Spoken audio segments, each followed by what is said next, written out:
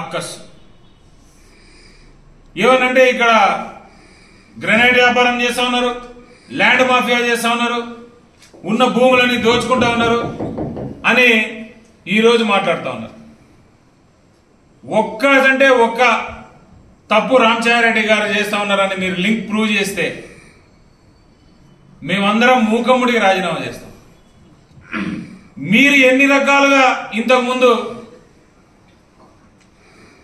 చేసినారు, ఎంతమంది గ్రెనైట్ వ్యాపారం చేసినారు, ఎంతమంది ఇసుక వ్యాపారం చేసినారు, ఎంతమంది లేఅవుట్లు కబ్జాలు చేసినారు, ఎంతమంది ఇల్లు అమ్ముకున్నారు, ఎంతమంది నీరు చెట్టు కింద లాభపడినారు అనేది మేము కూడా చెప్తాము.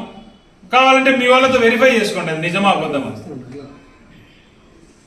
ఎంతసేపు ఇక్కడికి వచ్చి 6 హామీలు, మహాలక్ష్మి పథకం, ఇంకో పథకం, అదేందో శ్రీ శక్తి పథకం, గ్యాసులు ఫ్రీ ఇచ్చేస్తాను, ఇంకోటి బస్సు ఫ్రీ చేసేస్తాను, అది ఇది అని మాట్లాడేటటువంటి ఇదే మనిషి కరెక్ట్ గా 2 సంవత్సరాల కింద రాష్ట్రం శ్రీలంక అయిపోతుంది అన్నాడు.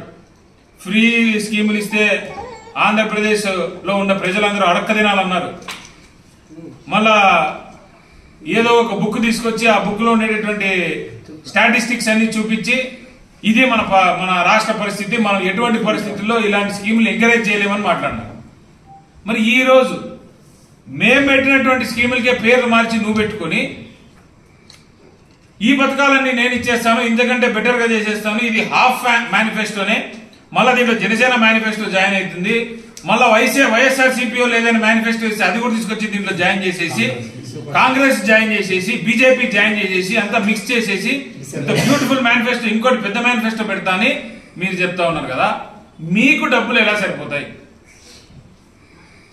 ఉండే బడ్జెట్ అంతే కదా, ఇది కామన్ సెన్స్ కదా. మరి ఈరోజు శ్రీలంక అయిపోయింటే ఈరోజు